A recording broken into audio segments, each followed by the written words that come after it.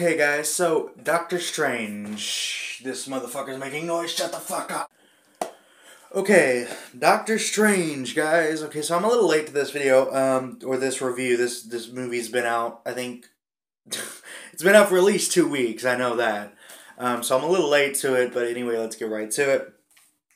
So, Benedict Cumberbatch. So we've got, basically, Benedict Cumberbatch, as I said, he plays as Doctor Strange, Stephen Strange, who is an arrogant, cocky neurosurgeon.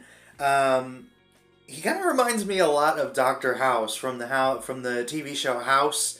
If you guys have ever seen that, it's funny because this movie is almost exactly like the TV show where Dr. House to learn magic, you know. So that was actually pretty funny.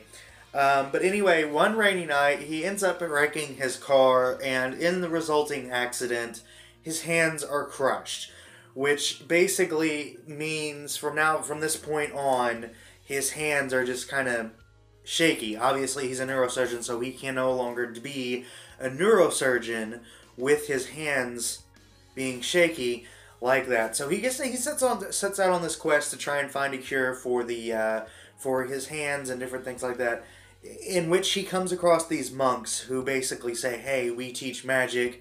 Do you want to learn?" So it's not the greatest of origin stories, but I feel like it plays the part well enough in this film, at least for Doctor Strange. One of the things that I love about this movie so much, or at least about Doctor Strange in general, in the comics and the films and so on and so forth, is that he's this character that's never actually went out searching for trouble. Trouble just kind of finds him. You know, like, for example, you know, Batman or Superman, they all set out to find trouble. They all set out to defend the world from evil, you know. And Doctor Strange has never really done that. All the shitstorm that always hits, he never goes looking for. It just kind of happens. So, anyway, there was a lot more in this film than I originally thought that there was going to be. Cumberbatch did a really awesome job as Doctor Strange, more so than I was actually expecting. He was actually funny a lot of times, although the humor kind of played against itself occasionally. And what I mean by that is there's a few moments in the movie where you're actually expecting something epic or something big to happen, and it kind of doesn't. It just kind of brings in humor. So in a way, it kind of works against itself, but it is there, and it does actually work. Now, Mad Mikkelsen, I hope I pronounced the name right, actually did a really, really great job as the main antagonist. It's funny because this is actually one of the only Marvel films I've watched in a long time that I actually wanted to see more of the villain. A lot of Marvel films, they're just like, here's your villain, he's the bad guy. And this one is like, I don't know, this was I'm just gonna say this is one of the only ones I've seen in a long time where I've actually wanted to see more of him. So, he just did a really good job. And it's the romance in the film wasn't, this is another thing that I thought they did really good.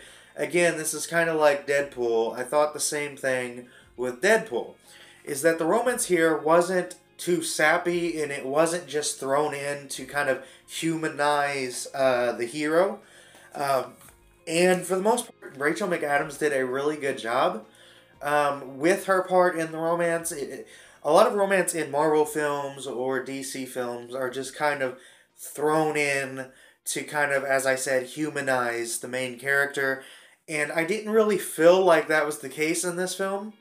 As a matter of fact, the few scenes that they do have her in for the, you know, love interest, she actually brought stuff to those individual scenes. So it's not just like she was thrown in there at every possible scene just for the sake of having a love interest. She actually brought stuff to the film in the scenes that she was in. So that was great. Now, on my final note, the visuals in this film were amazing. And it's actually the closest thing we've actually gotten to magic in the Marvel Universe since Thor. Which obviously makes sense, Doctor Strange magic, but it's the visuals were really great, and I can't overstate that enough. The visuals by themselves would almost be enough for me to recommend that you go and see it, just for that. But overall, the film was great.